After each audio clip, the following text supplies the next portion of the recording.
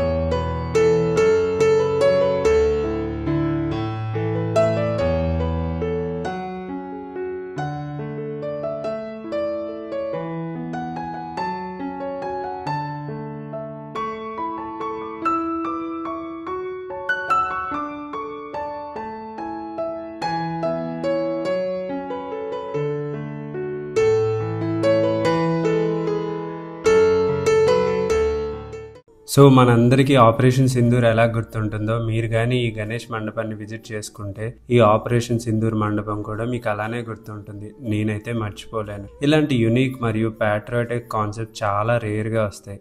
మరిన్ని ఇలాంటి గణేష్ వీడియోస్ కోసం ఛానల్ని సబ్స్క్రైబ్ చేసుకోండి. ఈ వీడియో నచ్చితే ఒక లైక్ చేయండి. మీ అభిప్రాయాన్ని కామెంట్ చేయండి.